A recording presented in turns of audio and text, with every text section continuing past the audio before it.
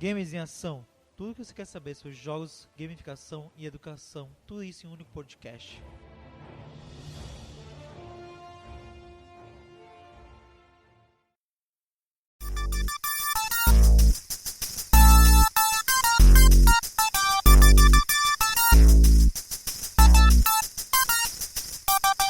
Seja muito bem-vindo ao podcast Games em Ação. Tudo sobre jogos e gamificação aqui nesse podcast incrível e maravilhoso, que sempre sai conteúdo na última quinta-feira do mês.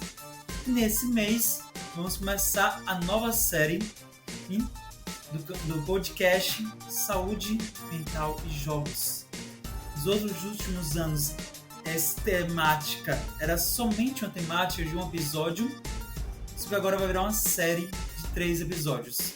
Que vão ter episódios no mês de setembro, no mês de outubro, no mês de novembro. São 3 episódios sobre essa temática com profissionais da área que vão debater mais e a gente vai aprofundar cada vez mais sobre essa temática para entender a real importância da saúde mental para a vida de cada pessoa e como os jogos podem ajudar nisso. Jogos de modo geral, como jogos digitais, jogos de tabuleiro, jogos de RPG, todos os tipos de jogos. Então, para esse bate-papo ficar mais rico, eu queria chamar Felipe para a nossa conversa. Olá, gente. Bom dia, boa tarde, boa noite, dependendo do horário que vocês estiverem aí nos ouvindo. É um prazer sempre estar aqui. Essa temática me apaixona, como todos sabem.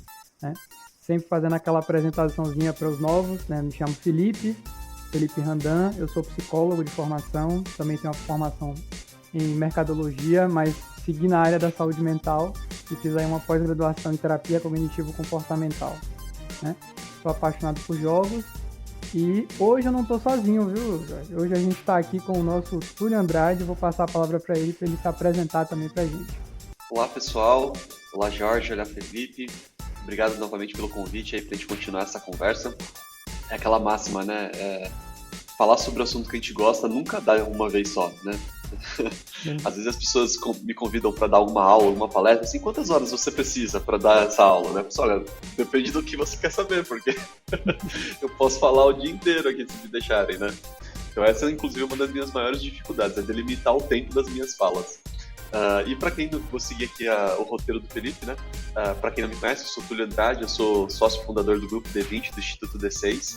Nós trabalhamos com terapias gamificadas e terapias em grupo, também são gamificadas. Então, como todo mundo sabe, sigam as redes, não deixem de seguir a rede do podcast.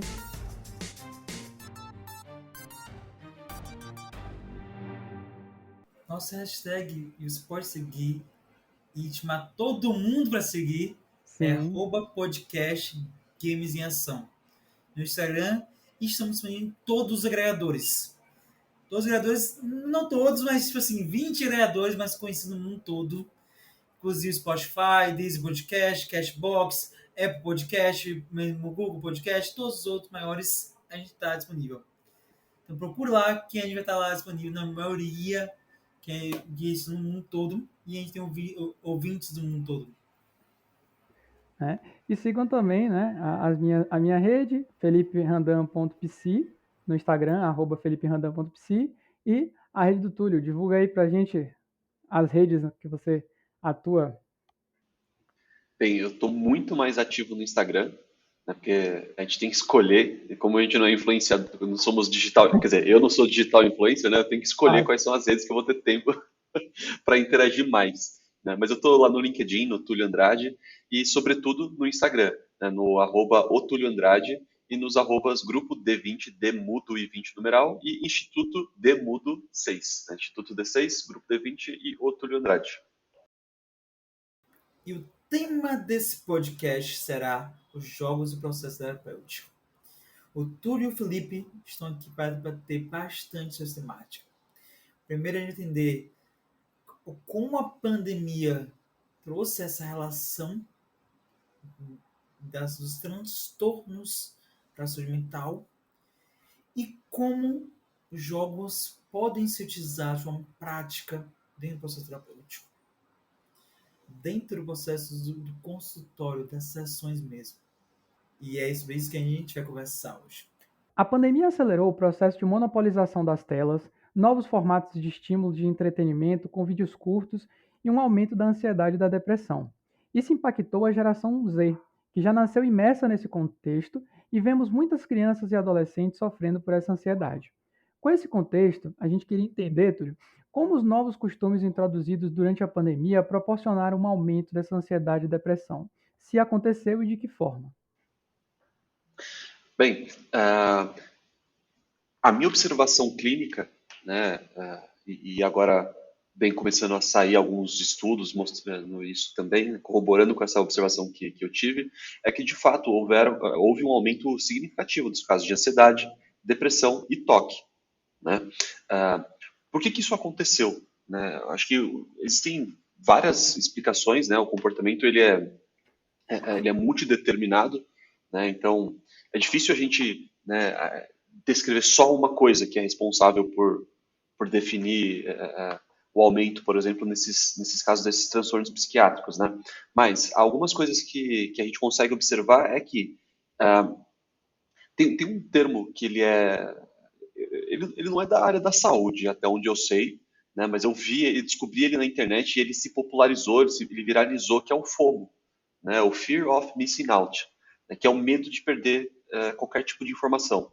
Eu acho que isso no começo da pandemia foi algo que afetou muito as pessoas, né? A gente ficava muito atrás de informação o tempo todo, a gente queria saber como é que estavam os números de casos, se já estava saindo notícias sobre as vacinas, né? E o que estava acontecendo no mundo, e parecia que a gente não podia perder nada a nenhum momento, né? Isso faz explodir, né, os níveis de ansiedade das pessoas. Eu acho que outra coisa também da pandemia foi que, num período muito curto de tempo, a gente teve que reaprender sobre como viver a vida da gente, né? Em um dia, a gente estava saindo, passeando, encontrando os amigos e família, e no outro a gente estava enclausurado dentro das nossas casas, né? Muitas dessas casas, né, sem um suporte, sem uma infraestrutura adequada para nos manter ali, né? Eu mesmo, no começo da pandemia, estava num apartamento sem varanda, um apartamento que ficava de costas para outro apartamento, então não tinha sol na minha casa. Como é que eu ia ficar 2 anos dentro de um apartamento de 40 metros quadrados sem sol, né? Com a minha cachorra que só fazia as necessidades dela fora de casa, né? Então eu brinco, mas brinco no sentido de eu não tenho evidências para comprovar minha fala, mas sempre digo que a pandemia ela afetou todo mundo, invariavelmente, né? Algumas pessoas logo no começo, outras pessoas, né, naquele momento, naquele meio termo ali, onde a gente já entendia como as coisas estavam acontecendo, né, e tem afetado as pessoas ainda hoje, né? Tem aquele efeito de reflexo da pandemia, né? Então, essa dinâmica, né, fez com que a gente teve que reaprender a viver, né? E isso era algo que eu comentava com os meus clientes na terapia. Eu falava para eles, essa é a primeira vez que eu tenho que trabalhar, né, com você, meu cliente, sendo que eu também estou vivendo exatamente a mesma coisa que você, né? Nós estamos na mesma situação, nós estamos no mesmo barco. E o que a gente vai precisar fazer agora? A gente vai precisar ser criativo. A gente vai precisar furar a bolha dos nossos hobbies, né? A gente vai precisar se reconstruir. Porque se o meu hobby é sair para jantar fora, não dá mais para eu fazer isso. Se o meu hobby é sair para encontrar os meus amigos e jogar um futebol no final de semana, opa, também não vai dar para fazer isso, né? Quando a gente perde acesso aos nossos hobbies, né, a gente perde acesso ao que na psicologia comportamental a gente chama de reforçadores, né? Os reforçadores eles são importantíssimos para a manutenção do nosso bem-estar, da nossa qualidade de vida. Então, quando a gente perde isso, a gente perde qualidade de vida, a gente perde felicidade, a gente perde bem-estar, a gente perde prazer, né? E aí, eu acho que as pessoas tiveram ali as suas estratégias, né, para tentar recuperar isso, né? Algumas começaram a investir em jardinagem, né? Outras começaram a fazer pão, né? A sociedade foi se movimentando, né? Então, eu acho que essas foram algumas questões ali que corroboraram, né? E, sobretudo, agora que toda a nossa fonte de entretenimento e prazer, né, a maior parte dela, ela vinha de mídias digitais, né? Então, agora, mais do que nunca, eu tinha que usar o Instagram, porque eu ficava muito mais ocioso em casa, Ao invés de eu ir para academia, o tempo que eu ia para academia, o que eu faço agora? Vou ficar aqui no TikTok, no Instagram, nas redes sociais, né? Agora não tenho mais o que fazer, o que eu posso assistir? Eu vou assistir o YouTube aqui, né? Eu vou assistir um Netflix. E aí quando você vê, né, a gente estava imerso quase que 24 horas. Eu quero conversar com meus amigos, eu quero conversar com a minha família. Como que eu faço isso? Eu vou acessar o Zoom, eu vou acessar o Google Meets, eu vou acessar o Discord, né? Eu Uhum. quero brincar com os meus amigos, né? Jogos online. Então, isso trouxe um impacto para a gente, né? A gente não conseguia se esquivar desse excesso de informação, né? E eu acho que hoje em dia as pessoas estão aprendendo a olhar para a informação de maneira mais comedida. É aquela coisa que eu sempre falo, né? Excessos são terríveis em qualquer contexto, né? E eu vou jogar essa brincadeira aqui para os nossos ouvintes, né?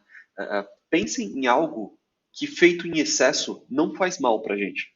E se vocês souberem, por favor, me contem lá nas nossas redes sociais aí, porque, de fato, até hoje eu não consigo pensar em nada que em excesso não faça mal para a gente, né? Se você respirar demais, você vai começar a ter taquicardia, você vai começar a ficar ansioso.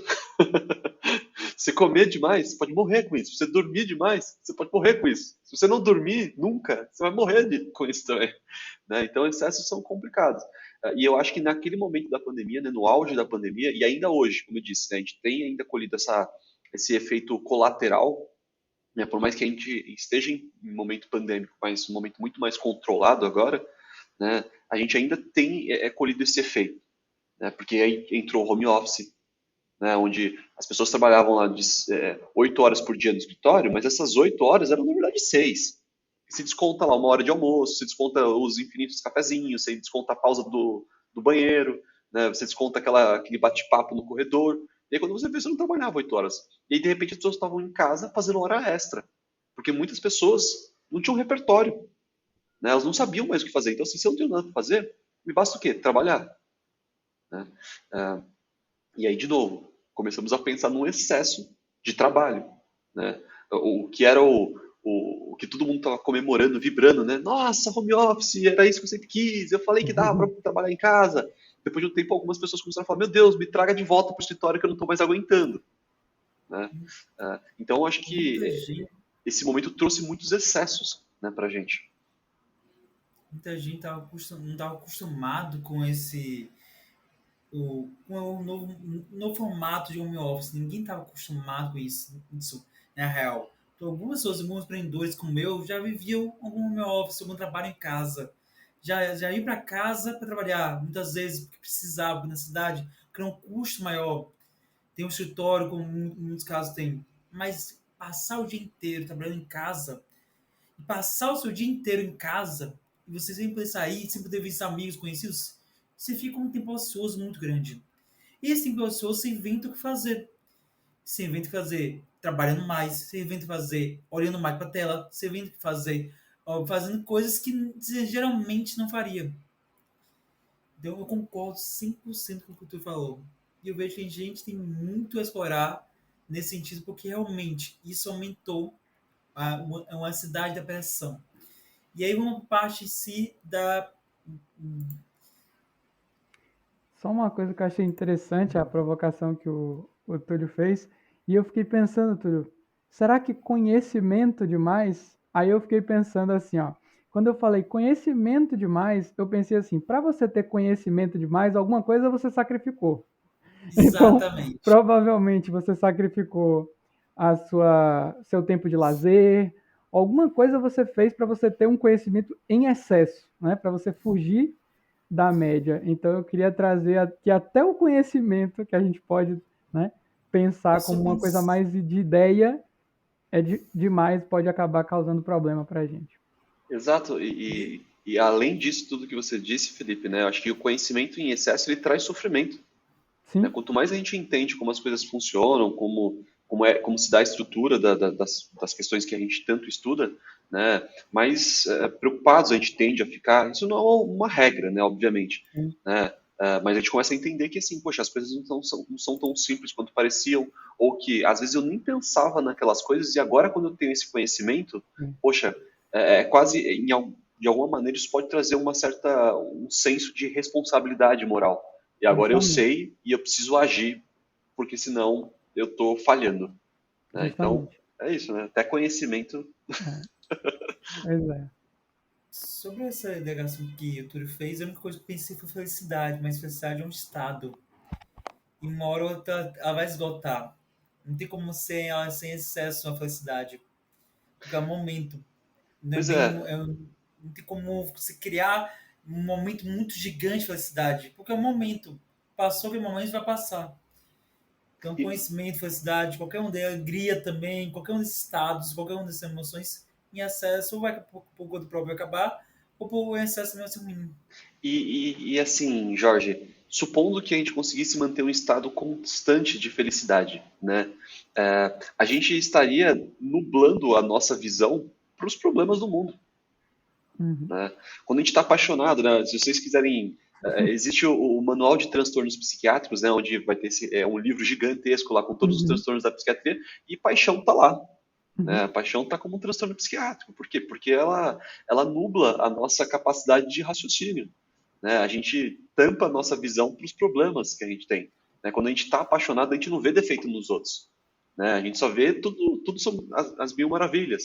E a gente tem outros transtornos psiquiátricos onde o excesso de felicidade ele está presente e a gente vê como Uhum. que isso impacta negativamente na vida das pessoas. Então nem a felicidade, cara. É.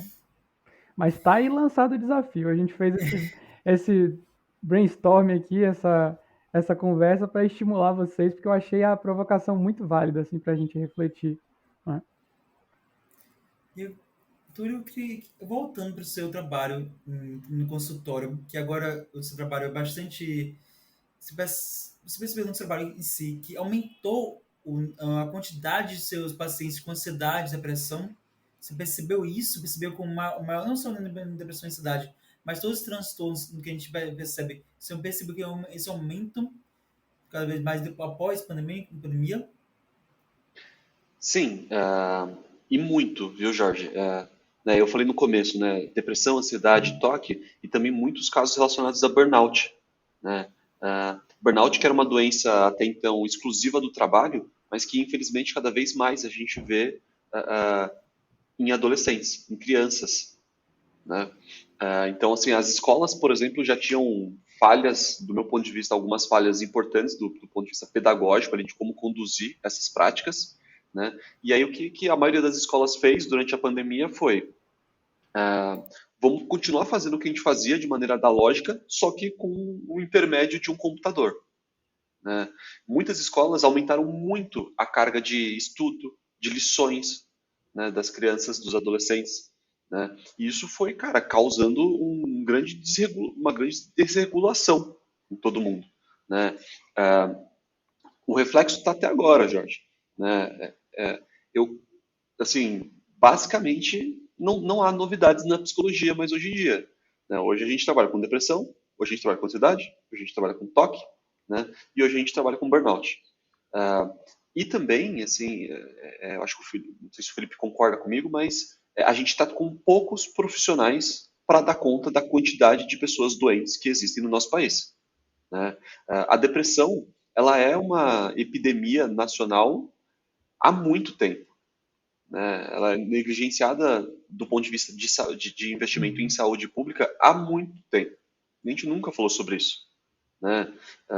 A gente teve um caso recente de um grupo de crianças e adolescentes, um grupo grande, numa escola no Nordeste, que tiveram crises de ansiedade, né? E faltou ambulância para levar essas pessoas para os hospitais da região, né? E aí, todos os portais de notícia, o Fantástico noticiou, e ninguém questionou, por exemplo, qual era a causa disso. Todo mundo já assumiu que o problema era a pandemia, né? Uhum. Mas e a escola? Será que ela não tem um papel ali, né? E Ah, a família? e a família, Muitas né? vezes. Como é que é a relação dessas pessoas com a família, né? Então, assim, os casos só vêm aumentando. Eu particularmente, estou com a minha agenda lotada há bastante tempo. É muito difícil eu conseguir. Antes, assim, a gente tinha uns hiatos, né? Ah, então, saíam alguns clientes, saíam uns 4, 5 clientes e ficava um tempinho ali até ir recuperando esses clientes. Hoje em dia, a gente só não trabalha com fila de espera porque isso é algo extremamente antiético, Né? Como é que a gente vai deixar uma pessoa em sofrimento psicológico esperando para receber o seu atendimento, sendo que, sobretudo, você não consegue precisar quando que você vai dar alta para o seu próximo cliente, Perfeito. né? E quando a gente liga para outros colegas e, pô, você tem horário para atender? Ó, tem um cliente que eu preciso que seja atendido, tô sem horário.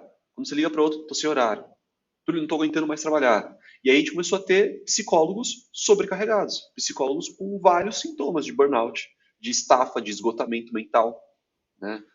Os psicólogos adoecendo por excesso de trabalho também, né? Sim. Então, assim, a gente não está numa situação tão boa, também não é, tô pintando aqui um negócio que parece que é o fim do mundo, né? As pessoas estão se recuperando também, né? Mas, ainda assim, o número de psicólogos versus a quantidade de pessoas que têm necessidade de atendimento não está proporcional. E ainda que tenha aumentado muito, né? Porque a questão de formação mesmo, o próprio curso de psicologia, se a gente pesquisar, está sendo muito mais procurado, né? Nesse sentido.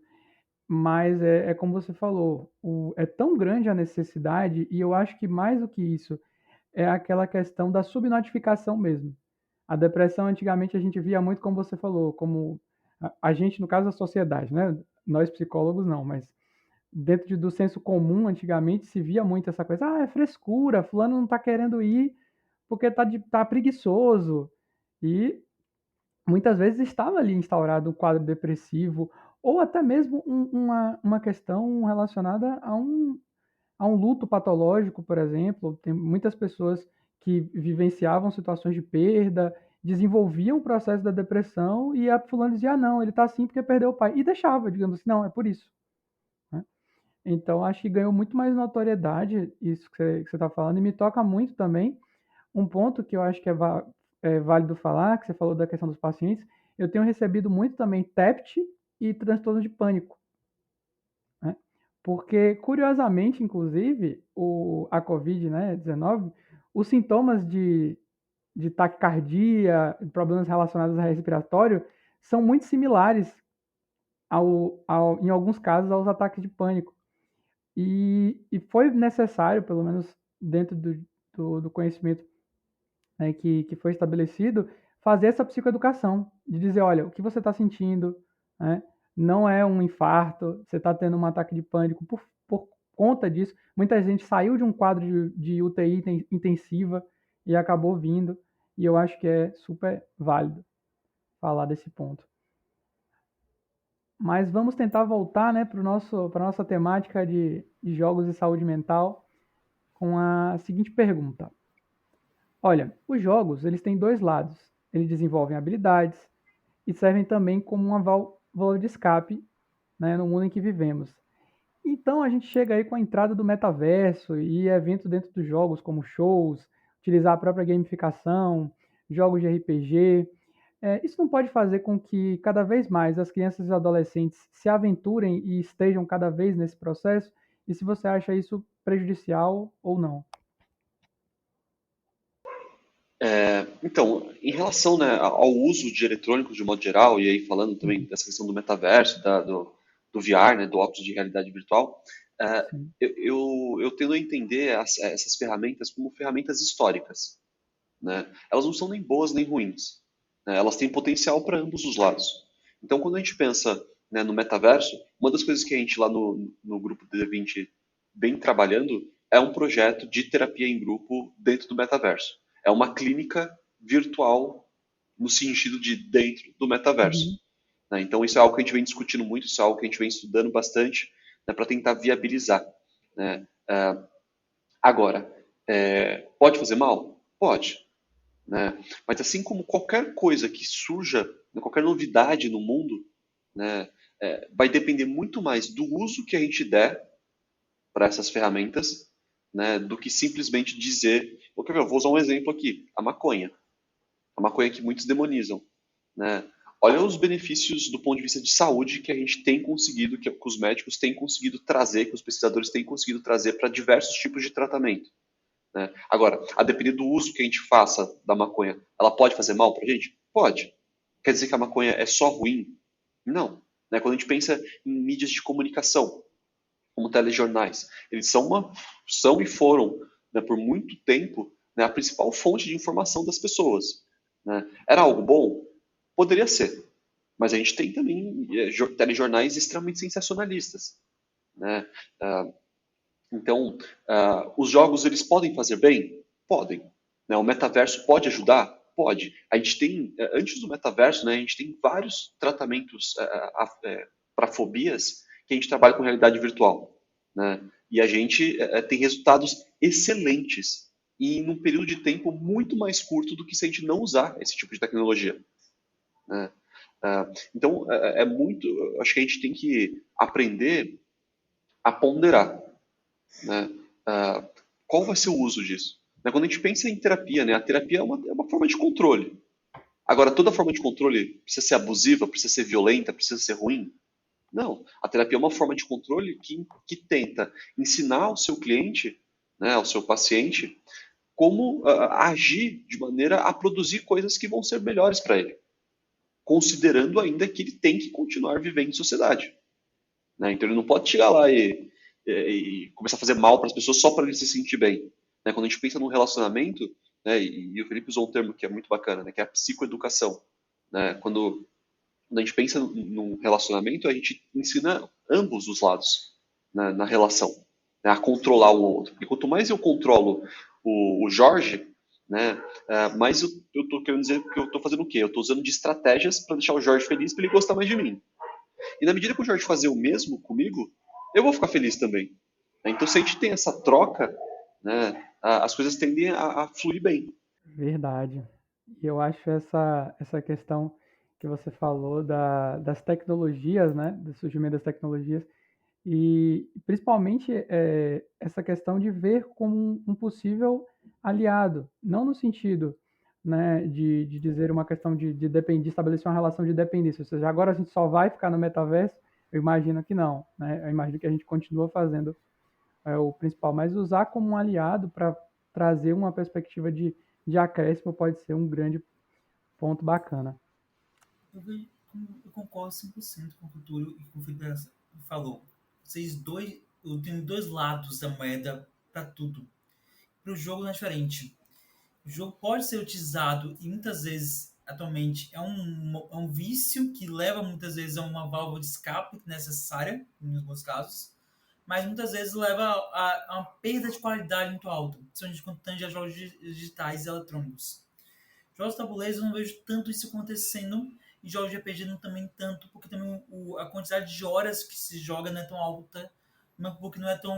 Não é tão. Não é tão comum, não é comum não, mas não é tão popular como era antes. Antes era muito popular os jogos de tabuleiro, os jogos de RPG em si. Hoje cada vez mais está entrando, mais por uma nostalgia, um resgate que está trazendo. Mas hoje jogos eletrônicos dominam muito mais. E a gente vê isso em qualquer sentido, com celular, computador, mesmo Xbox, em todos os sentidos. Mas eu queria entender outro modo. A gente entende que os jogos podem ser bons e tem uma parte deles bons, mas uma parte deles negativas. Mas como eles podem ser utilizados dentro de um consultório, dentro de um processo terapêutico? Como eles podem ser funcionais nesse processo? Em vez de distrair, em vez de fazer com que eles fiquem focados demais, eles desenvolvem habilidades. Como é que isso funciona? Olha, Jorge, às vezes até distrair é bom, né? Às vezes a gente está falando sobre um assunto tão difícil, tá tão aversivo ali, né? De um assunto que tá tão triste, que às vezes a gente pode pausar e falar assim, vamos jogar um joguinho aqui para dar uma relaxada, né? É sempre importante, Jorge, o terapeuta pensa da seguinte maneira, né? Qual vai ser a função do que eu vou fazer aqui, do que eu vou propor, né? Então, para que eu vou propor isso nesse momento? Né? Então, eu preciso relaxar o meu cliente, eu preciso trabalhar algum tipo de comportamento em específico, né? E aí a gente vai usando o videogame de maneira bastante, os jogos, né, de maneira bastante plásticas, assim, né? Então, cara, basicamente a gente consegue trabalhar. Eu vou exagerar aqui só para dar a ideia da magnitude do potencial dos jogos dentro do ambiente terapêutico, né? Eu acho, cara, que basicamente a gente consegue trabalhar quase que tudo. A gente consegue trabalhar competitividade, né? Então, se, poxa, eu tenho um cliente que ele não sabe, ele não tem um bom repertório desportivo, ele não sabe perder, né? Ele não sabe parabenizar o outro quando o outro ganha, ele não sabe ganhar, que às vezes isso pode ser um problema também, né? Ele não sabe trabalhar em equipe quando ele está num jogo de competição, então, por exemplo, sei lá, ele está jogando futebol, né? São duas equipes ali. Ele não consegue conversar com a equipe dele, né? Quando a gente pensa em funções executivas, né? Então, memória operacional, né? Então, planejamento de ações que essa pessoa precisa tomar. Então, às vezes a pessoa ela tem um problema para resolver e ela não sabe como, por onde começar, né? Os jogos eles se separam, né? A gente tem jogos que estão ali por fases, né? A gente tem jogos que tem as skill trees, ali que são as habilidades que você vai tendo que comprar e você tem uma lógica delas, né, para comprar. A gente tem os jogos os trading card games, né, que são esses jogos de carta, né, Magic, Lore, né, e por aí vai. São jogos onde, se eu quero montar um deck, né, eu preciso ter um planejamento ali uma ordem de quais vão ser os combos que eu vou tentar construir, né? Eu consigo ensinar conteúdos escolares, então tem o Civilization 6, que é o mais moderno que lançou, né? Onde se eu quero jogar com o Brasil, eu tenho acesso ao Dom Pedro, e se eu quero saber mais sobre o Dom Pedro, eu clico nele lá e vem uma biografia do Dom Pedro, né? E aí cada construção tem uma explicação. Quando você está jogando lá, a música típica que eles colocam brasileira é o samba e o choro. Quando você vai para os Estados Unidos é o jazz e o blues. Quando você vai para a Rússia é a polca, né? Então, os jogos, cara, eles têm um potencial enorme, porque, na verdade, os jogos, eles não são nada mais do que situações análogas à da vida da gente, né? Algumas extrapoladas, com muita fantasia, por exemplo, mas ainda assim, eles dizem muito sobre quem a gente é, sobre o que a gente faz, sobre o que a gente pensa, né? Então, me diga um jogo e eu te direi como trabalhar com ele, né? Basicamente, a gente pode pensar assim, sabe? Concordo em número, gênero e grau, e acho que quando a gente vê essas oportunidades, falta mão para a gente dar conta de tanta coisa no sentido de, eu quero fazer isso. Às vezes a gente tem muita vontade de trabalhar com todas essas ferramentas e a gente tem aquele espaço ali para escolher entre elas. É muito legal isso que você está trazendo. E aí era bacana também a gente falar, Túlio, do papel, né, dos pais nesse processo, né? Porque a gente está falando aí de muitas vezes crianças e adolescentes, né, que jogam e que têm os pais ali, que podem ser contra ou a favor, né? Dentro do processo que eu vivenciei como psicólogo de esportes, né? Que eu tive uma breve experiência nesse sentido aí no ano passado. E aí eu tinha muitas vezes uma família que era contra aquele jogador profissional em ascensão e outras que eram a favor. Então, conta um pouquinho como é que você acha que essa questão dos pais no processo de desenvolvimento, né, de habilidades, e se eles também podem, né, de alguma forma, usar essa gamificação. Então, né, os pais têm um papel importantíssimo, né? A gente sempre fala para os pais, né? Olha, psicoterapia não é oficina mecânica, né, onde você vai lá, deixa seu carro e busca ele pronto, né? Então, assim, não espere isso da terapia do seu filho. Não espere que você vai deixar ele na terapia e ele vai voltar consertado, né? Porque o que é estar consertado? Né? As pessoas não necessariamente elas não conseguem lidar no mundo delas, né? Elas não estão do jeito que às vezes os pais esperam, às vezes do jeito que a sociedade espera e por aí vai, né? E quando a gente pensa em crianças e adolescentes, a gente pensa em um cérebro que está em desenvolvimento, né? Um cérebro que ainda não está no auge das suas faculdades cognitivas, das suas faculdades mentais, né? E aí, por exemplo, a gente tem uma questão que é o controle inibitório, né? A gente cobra crianças e adolescentes de terem um controle inibitório tal qual muitos adultos que já estão com seus cérebros formados não têm ou jamais terão, né? Então, qual é o papel dos pais aí, né? Os pais precisam ajudar os filhos a se controlar. E como que a gente faz isso? Ensinando rotina, né? Muitos pais, talvez se a audiência de vocês forem de adultos, né, de pais, né, eles podem falar assim, mas meu filho agora joga e eu não consigo parar. Pois é, né, qual foi a origem desse comportamento? Né, muito provavelmente a origem desse comportamento foi lá, quando a gente estava lá no restaurante, na fila do supermercado, e o nosso filho estava dando mega dor de cabeça pra gente, mega problema, e o que a gente fez? Jogou um tablet na mão dele, jogou um celular na mão dele. Né? Então, esse problema, ele não é um problema que surge do dia para a noite. Ele é um problema que a gente constrói. Né? A gente constrói diante do estilo parental que a gente quer implementar. Né? Agora, a boa notícia é que os pais têm tolerado muito mais do que antigamente. Né? Eu tenho aqui a pesquisa da Game Brasil de 2020. Então, se vocês digitarem pesquisa Game Brasil 2020 no Google, vocês vão achar uma empresa que trabalha com esses dados sobre mercado de jogos, etc.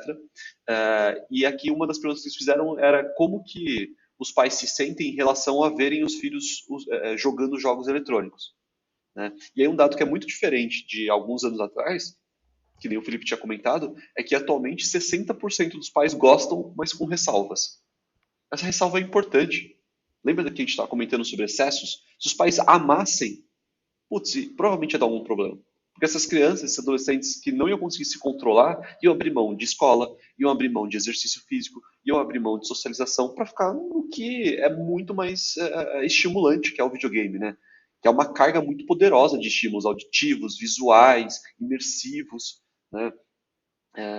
Então, os pais têm um papel importante, né? É importante notar também que quem são esses pais de agora? Né? São pais que vêm de uma geração, são pais como eu, né? Que vêm de uma geração que cresceu jogando videogame, que entende que isso não é uma coisa só de criança, que entende que existe um potencial aí que a gente pode explorar. Né? Um dos meus clientes, por exemplo, ele está programando um dos jogos que está sendo mais populares no momento lá dentro do marketplace do Roblox. Né? E os pais tinham muito preconceito. Né? E por quê?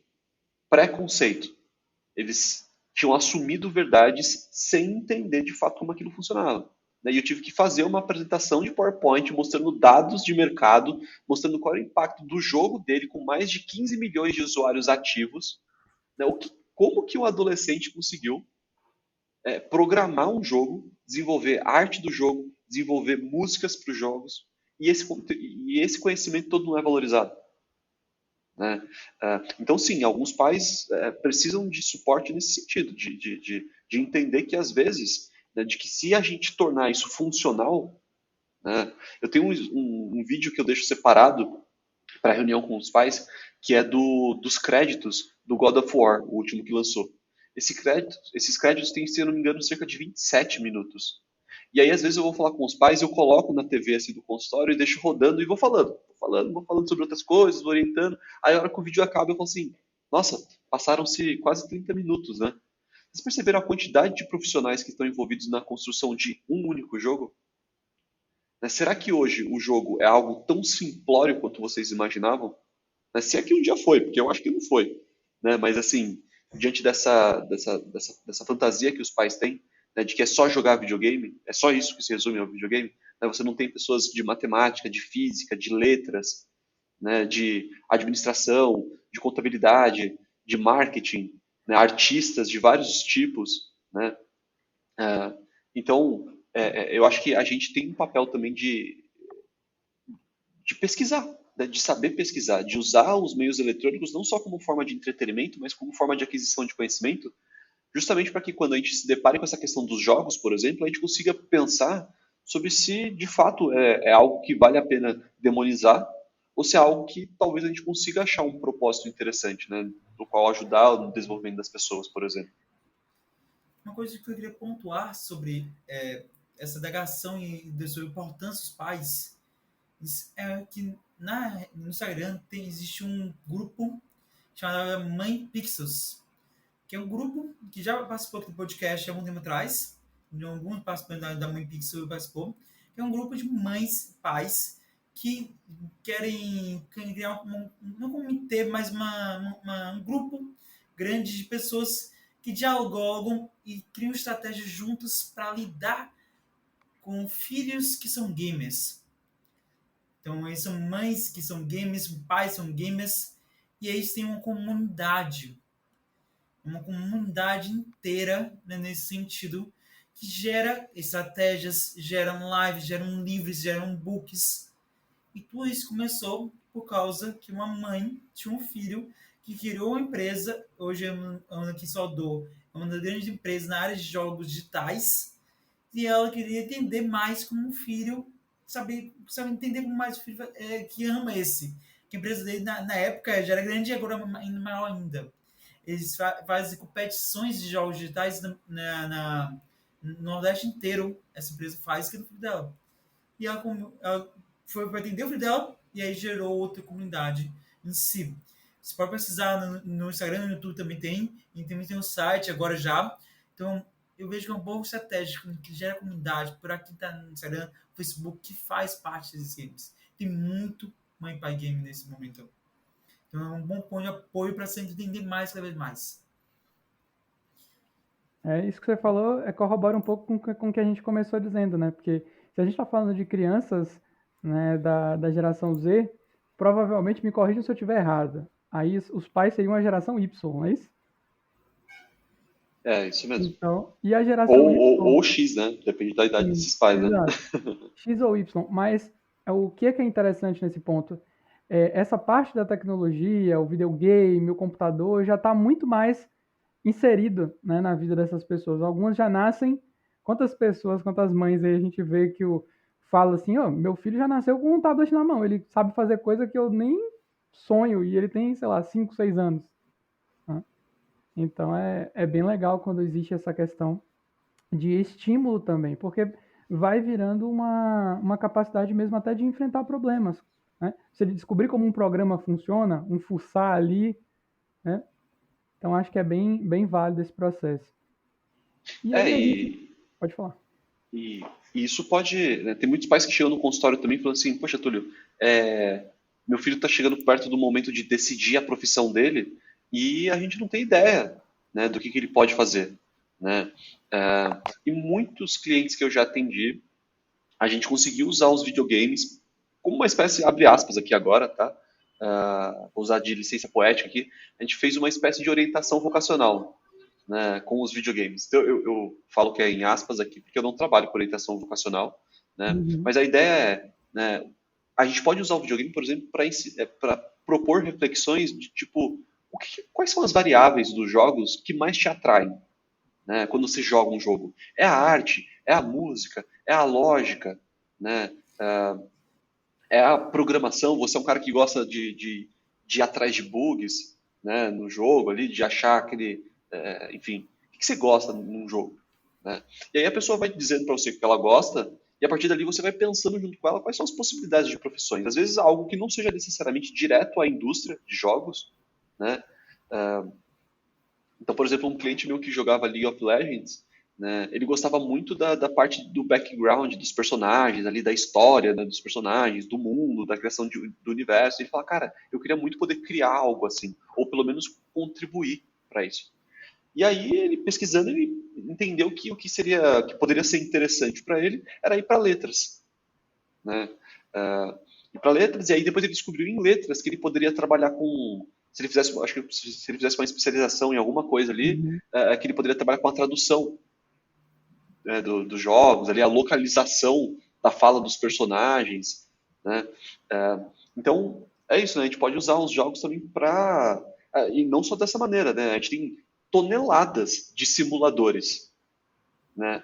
Esses dias mesmo eu fui tentar jogar o Football Manager e aí eu parei e falei assim, gente, peraí, eu só vou conseguir jogar esse jogo se eu tiver aposentado. Porque assim, o jogo ele se aproxima tanto da realidade no sentido da quantidade de variáveis que ele apresenta ali, que eu falei, cara, eu não quero trabalhar duas vezes e só receber por uma, né? Claro, Então eu claro. abri mão do jogo. E, enfim, você pode usar os simuladores como uma primeira experiência. Ah, Túlio, mas poxa, não é igual ao trabalho. Tá, não é.